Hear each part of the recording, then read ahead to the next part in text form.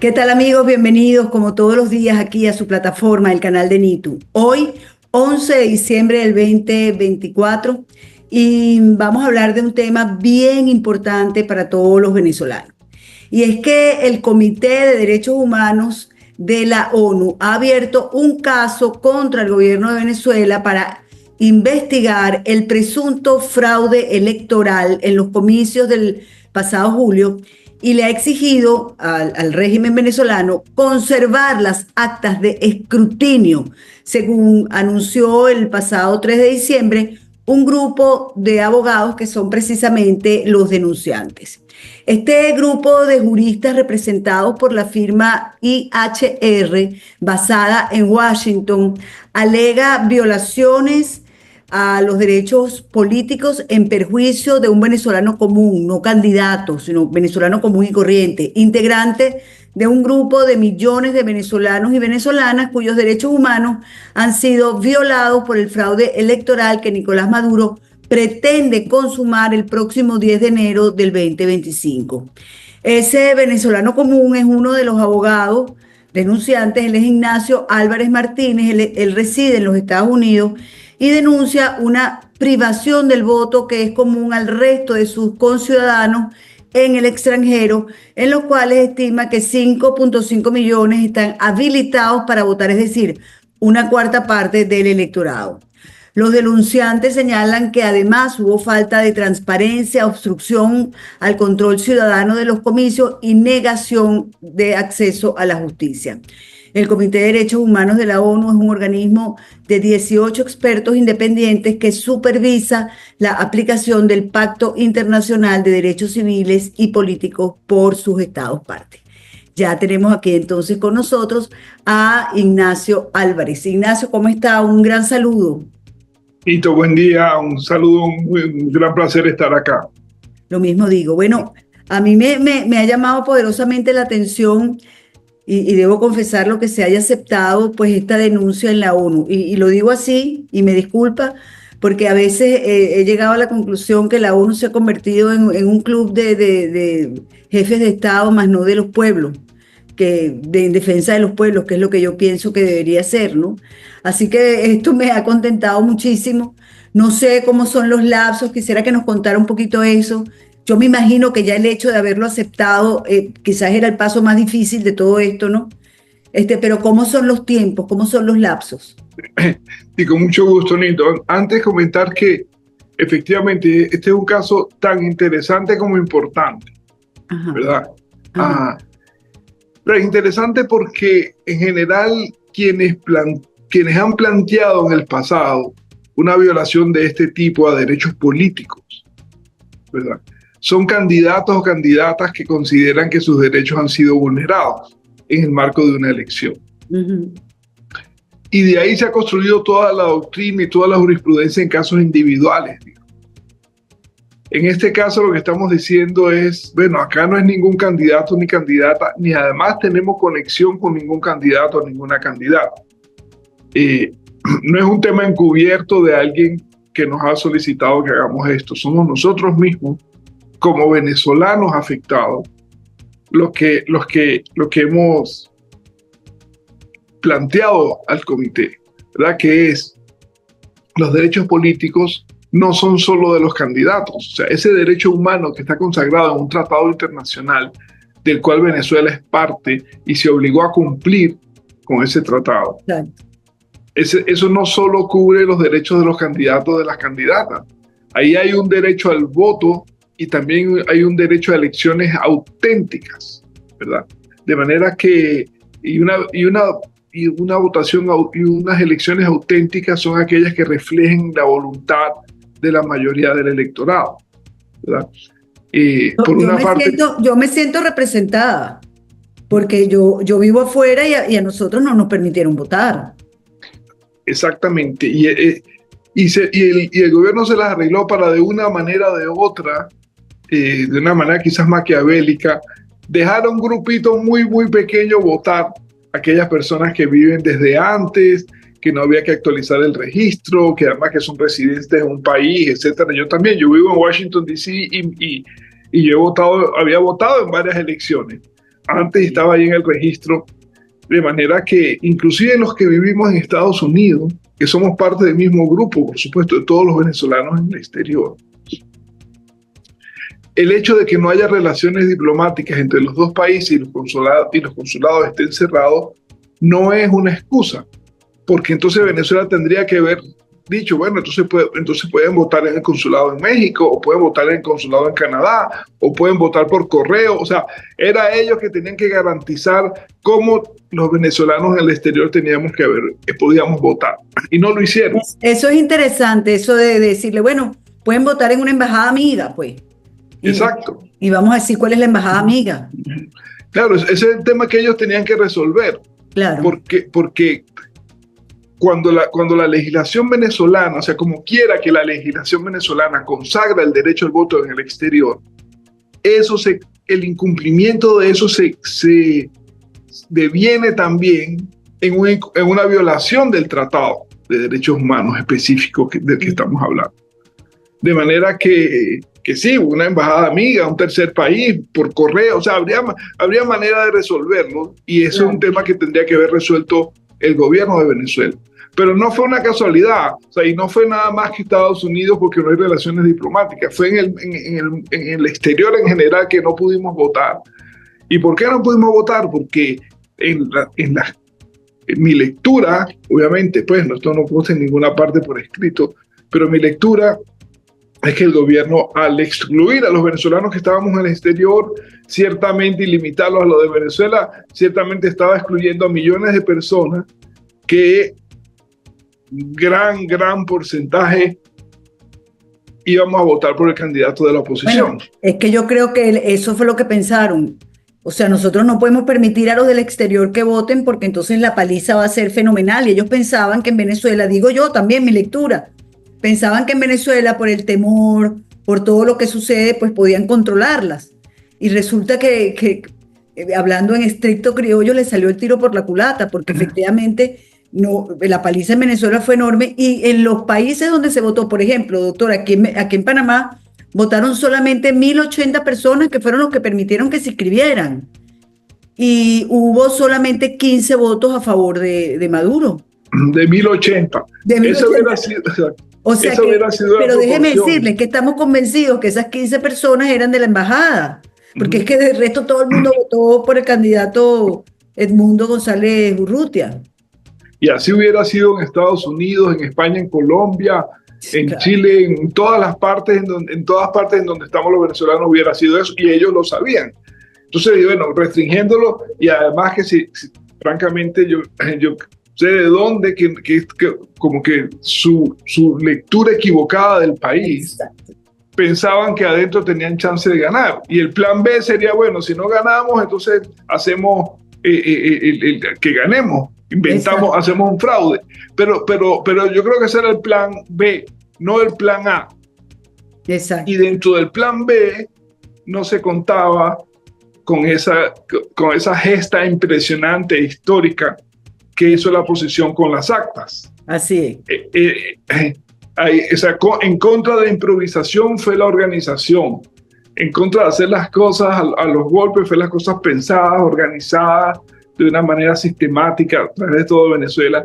Y ese es el otro tema que llevamos al comité también.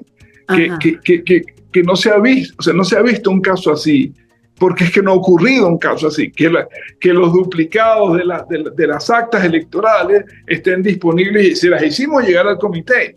¿Las hicieron llegar? Claro, el comité las tiene. El comité, obviamente, no imprimimos todas, pero les dimos el enlace para que las pudieran ver. Pero además sí mandamos algunas físicas como una muestra para que el comité lo vea.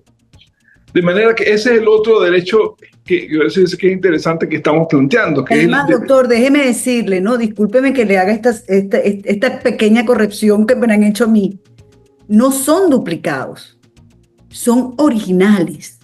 Sí, el otro set de originales, vamos a llamarlo así. Exacto. Así me lo explicaron. Me dicen, no digas que es un duplicado, porque todas las actas que se imprimen son originales. Sí, Me refería a que se imprimen no, varios ejemplares. yo lo entiendo perfecto. Ejemplar 1, ejemplar 2, ejemplar 3 de Exacto. las mismas, son las Exacto. mismas, lo que pasa es que como una factura que tiene varias copias y una se reparte acá, otra se reparte allá. Sí, a eso me refería, pues que ese otro set, para ser más preciso, exacto. Ese otro set lo tiene las Naciones Unidas también, lo tiene este comité.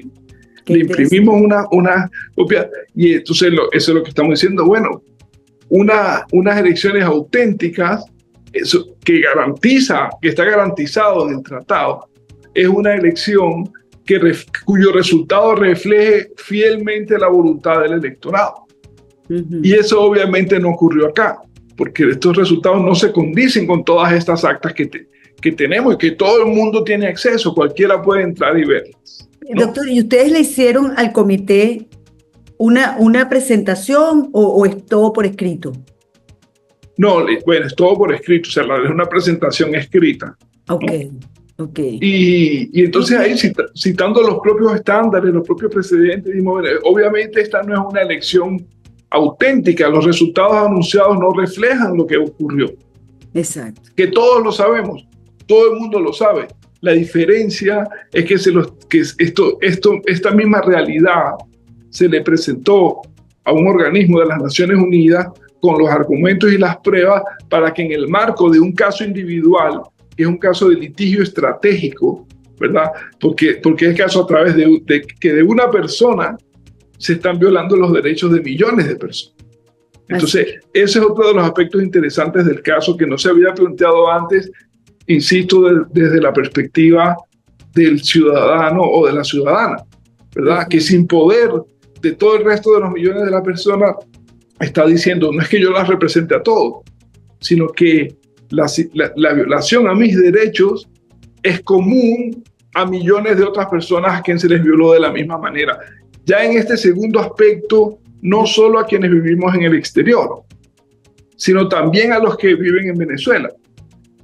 Porque además hay una cosa que ustedes agregan, dicen que hubo obstrucción al control ciudadano y negación de acceso a la justicia. Yo quiero que también me explique esos dos puntos. Con mucho gusto. Ajá.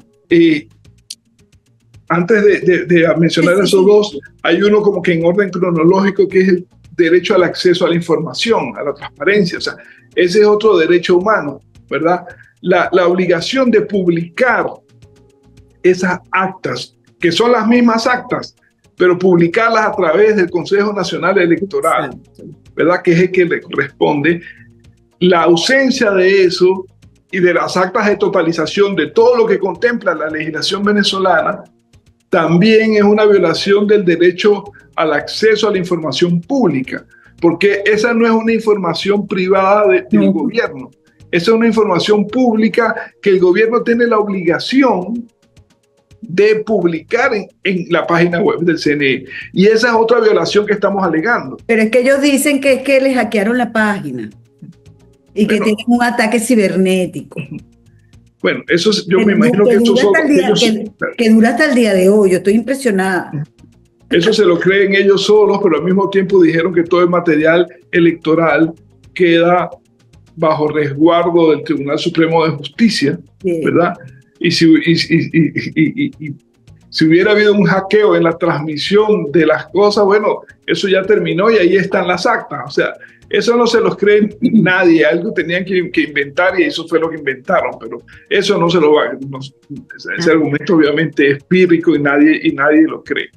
De manera que ese fue el otro tema que dijimos, o sea, esa es una violación del derecho humano al acceso a la información pública, porque lo tenían que haber publicado y no lo han hecho en la página web, ¿verdad? Ahora, lo que tú mencionabas... La obstrucción al control ciudadano y la negación del acceso a la justicia. Exacto. La obstrucción al control ciudadano tiene que ver con que la legislación venezolana contempla también, ¿verdad?, unas auditorías, ¿verdad? Y esas auditorías se hacen ahí mismo, se invitan a los testigos y se auditan los resultados. Eso no es un proceso inquisitivo, secreto, a puerta cerrada, del cual sale simplemente un papelito o un humo blanco diciendo quién ganó. Eso no es así. ¿verdad? Hay unos procesos de auditoría, hay unos procesos de testigos, como sabemos, en las mesas primero. Y luego de esos testigos, de ese proceso dentro de las mesas, en cada una de las miles de mesas que hay, se transmiten las actas electorales y luego hay una totalización. Y esa totalización tienen que entrar testigos, tienen que entrar testigos por los partidos electorales, y ahí entonces se van computando mesa por mesa qué fue los resultados, y se firman y se totalizan, y hay unas actas de totalización y unas actas de resultados que son los que permiten conducir a una proclamación. Entonces, el hecho de que no se hayan hecho esas auditorías, ¿verdad? Y el hecho de todo cómo se procesó, también nos ha privado a todos los venezolanos, y específicamente a las personas cuyos derechos se denuncian violados, porque había que poner una persona en específico. Ahora, fíjese una cosa, doctor, yo pienso que más bien en esta oportunidad la ciudadanía decidió hacer su auditoría, porque fíjese con la cantidad de videos que hay de centros, de mesas, vamos a decir, más que de centros, de mesas, leyendo fulano, fulano, fulano, perencejo, sutanejo, fulano, fulano. Uh-huh. Yo creo que, y yo se lo digo de verdad, por lo que yo he vivido en elecciones anteriores, cuando yo estaba en Venezuela, oye, no permitían por ninguna manera, de ninguna forma hacer una auditoría. Aquí los ciudadanos se envalentonaron y siento además que el Plan República hizo como la vista gorda y dejó que abrieran, yo no digo que en todos los centros, pero en muchos centros se pudo abrir las cajas, contar papelito por papelito, ver que lo que decían los papelitos era lo mismo que estaba imprimiendo el acta, que yo creo que eso es lo más importante, ¿no? Que lo que diga el acta está reflejado adentro en la caja.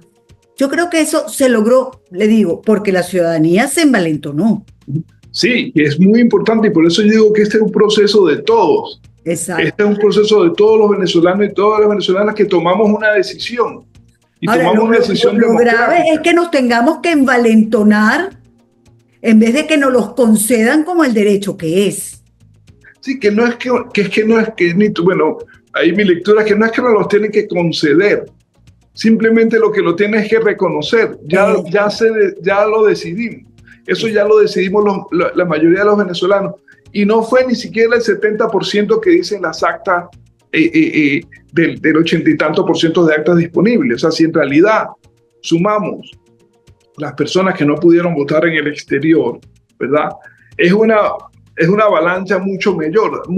O sea, en la práctica estamos hablando de un 90-95% por lo menos, y sin contar alguna gente que vota obligada por ser empleada pública, por temor, por lo que sea. Pero en definitiva, Venezuela entera le digo, señor, ¿sabe qué? Usted se va, ya no lo queremos más. De la misma manera que llegaron, porque ellos llegaron con los votos, también llegaron con unos votos de cuando muchas personas en Venezuela estaban insatisfechas con las cosas, con la marcha que llevaba el país en el 98, y decidieron democráticamente que las personas se tenían que ir, y se fueron, porque esa era una Venezuela democrática, y cumplieron con las cosas y se fueron. El señor, aquí tienen el poder. Es muy distinto que la revolución cubana, que fueron y con tiros, con fusiles, etcétera, conquistaron el poder a punta de armas, digamos. Doctor, pero fíjese que ayer mismo el señor Maduro decía en una cosa, no sé, en un meeting, que la oligarquía, porque para ellos la oposición es la oligarquía, ¿no? Ellos en vez de decir oposición dicen oligarquía, que la oposición nunca entraría a Miraflores nuevamente y que él se lo juraba. Bueno, yo lo juro, dijo. Bueno, eso dicen muchos dictadores, Nito, y eso lo han dicho a lo largo de la historia, como los dictadores. Porque dicen, bueno, aquí no me van a sacar, de esto no me van a sacar, y yo tengo un poco de fusiles y tanques militares atrás que son los que me van a hacer quedarme acá. Y lo jura, y lo jura hasta el momento en que lo jura, y lo perjura hasta el momento en que eso deja de ser. Porque un gobierno, una dictadura no se puede sostener con un 90% por lo menos de gente en contra que ya les dijo que se fueran y que todo el mundo sabe. O sea, no solo lo sabe, van a tener que decir, la oligarquía somos el 90% de los venezolanos, somos el 95% de los venezolanos. Todos lo decidimos que se tienen que ir y todos lo saben. O sea, no solo lo sabemos todos nosotros, ellos también. Lo saben cada uno de los militares que estuvo en las mesas, lo saben las policías, lo saben las fuerzas, los familiares de todas esas personas votaron en contra de él. Entonces, eso se sabe. Y lo que no sabemos es cuándo van a salir.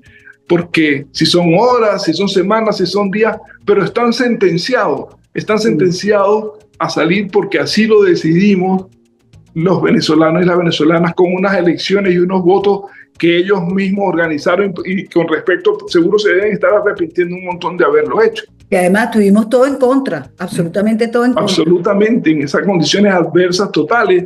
Sí.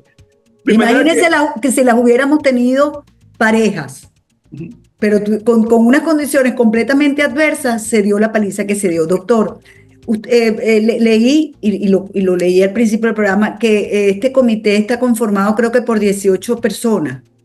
Exactamente, 18 expertos y expertas del mundo entero. Ajá, pero ¿expertos en qué? En derechos humanos. Ah, en derechos humanos, ok. Sí. Y son expertos y son conocedores de los procesos electorales. Plenamente conocedores de los procesos electorales. ¿Y son de qué países? ¿De variados países? Del mundo entero, porque hay una representación geográfica. Okay. Entonces, digamos, de todos los continentes. Sí, de los 5 continentes. De hecho, hay grupos, por ejemplo, el grupo de América Latina se llama GRULAC, América Latina, el Caribe, etc. Entonces, es por grupos, o sea, hay una representación geográfica del mundo entero. Y no son países los que votan. Ah, no. No son países los que votan. Los países a través de la Asamblea General eligen a los expertos independientes, pero después los expertos tienen plena autonomía. O sea que votan ellos. Ellos son los que deciden. Son los expertos los que deciden. Okay. Y de hecho pasa mucho que un gobierno postula a un experto, es elegido, después cambia el gobierno y el experto sigue. Claro, porque son nombramientos por ¿cuántos años, doctor? Son, si mal no me equivoco, 6 años el periodo que duran Pero, por ejemplo, en la Comisión Interamericana de Derechos Humanos, que son expertos elegidos por 4 años, pasa mucho eso. Y allá también, que cambian los gobiernos, entonces no son embajadores. Exacto. Este no es un proceso político, este es un proceso técnico, jurídico de derechos humanos. Ok, mire, y ya para ir redondeando, ¿esto puede llevar cuánto tiempo? No, mire, se le está pidiendo al comité que le dé absoluta prioridad. El comité conoce el caso, conoce lo que está ocurriendo en Venezuela. Cualquier persona medianamente informada en el mundo sabe que es así. Y de hecho, la velocidad con la que registraron el caso, con la que le dijeron a Venezuela que tenía que responder, le enviaron todo para que se defienda y dictaron la medida provisional, porque dictaron una medida provisional. Y esa medida provisional, exacto, eso ya lo decidieron. Le dijeron a Venezuela, no destruya esas actas electorales que ustedes tienen. Ese original de las actas que ustedes tienen, no lo destruyan, porque ese es un medio de prueba. ¿Y se las destruyen, doctor, por ejemplo? Si las destruyen va a ser mucho peor para ellos, porque es que el comité cuenta con el set que nosotros le hicimos llegar, exacto, que son esos mismos originales. Entonces, si ellos por una parte destruyen la prueba, el comité va a decidir con las pruebas que nosotros mismos consignamos. Exacto. Y que a mí no me preocupa, y no es un tema preocupante que no cumplan con la orden, que digan, no, mira, la legislación venezolana a los 6 meses dice que hay que destruirla y nosotros decimos destruirla. Ah, bueno, ustedes tuvieron oportunidad de conservarla y ustedes mismos la destruyeron. Entonces el comité muy probablemente va a decidir en base a lo que ya tienen. Claro, claro. Doctor, a mí me parece maravilloso que esto esté sucediendo realmente, porque el mundo entero sabe lo que pasó, como usted dice, y bueno, Dios quiera y estos expertos pues se aboquen con la celeridad que esperamos a dar un resultado sobre lo que ustedes han expuesto.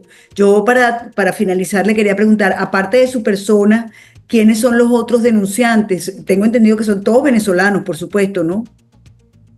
Y tú, el único venezolano soy yo, y eso es un tema súper interesante. No le puedo creer, el único. ¿Y el los único demás? venezolano de ese grupo. Y voy a decir los nombres que además que yo creo que ha enriquecido muchísimo el nombre de las personas con las que están acá. Ajá. Una de las personas es Antonio Urrejola, que fue presidenta de la Comisión Interamericana de Derechos Humanos y también fue canciller de Chile. Imagínese. Otra de las personas es el doctor Carlos Vicente de Rú, que es colombiano y fue juez de la Corte Interamericana de Derechos Humanos.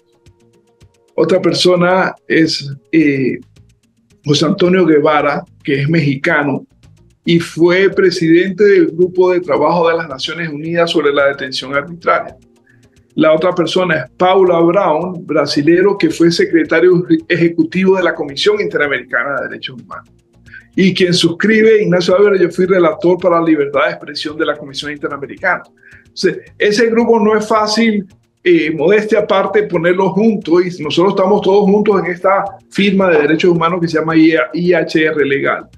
Entonces, eso habla también de la solidaridad. Pero de qué otros belleza, países. la verdad, doctor, que no sabía. Pensé que era un grupo de venezolanos, pero imagínese, es una representación, sobre todo de la región, que entiende sobre todo lo que pasó en Venezuela. Me encanta que esté acompañado por ese grupo, de verdad que sí. Y cada una, bueno, no, o sea, no solo acompañado, sino que eso lo hicimos entre todos. Por o sea, eso.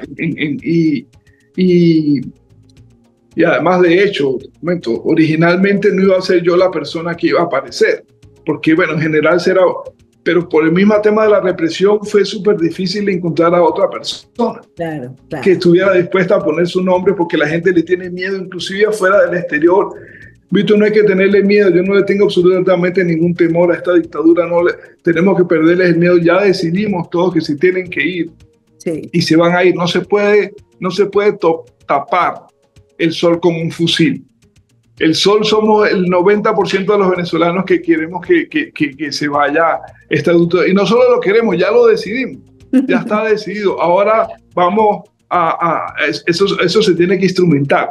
Pero no pueden con un fusil y con unos tanques militares tapar esa realidad, no lo van a lograr. Yo con esa frase me voy, doctor. No se puede tapar el sol con un fusil. Muchísimas gracias de verdad por todo lo que está haciendo. Vamos a volverlo a contactar en días futuros, porque yo creo que hay que estar encima de estos temas. Esto es importante y bueno, como venezolana súper agradecida a usted y al resto de personalidades que le acompañan en esto. Bueno, y nada, no hay que tenerle miedo nunca a la verdad, porque lo que está saliendo a flote es la verdad. Exactamente. Así es. Muchas gracias, Nito. Gracias a ustedes, de verdad. Y con ustedes, amigos, sencillamente será hasta mañana, cuando de nuevo vamos a estar con ustedes a las 9 de la noche, hora Venezuela, por aquí, por el canal de Nitu. No se te olvide, dale al dedito, dale like, comparte estos contenidos con amigos y familiares, suscríbete y dale a la campanita para que estés atento cuando lleguen nuevos contenidos. Mientras tanto, mañana a las 9 seguro por aquí. Nos vemos. Si te gustó este contenido, suscríbete a nuestro canal y activa las notificaciones.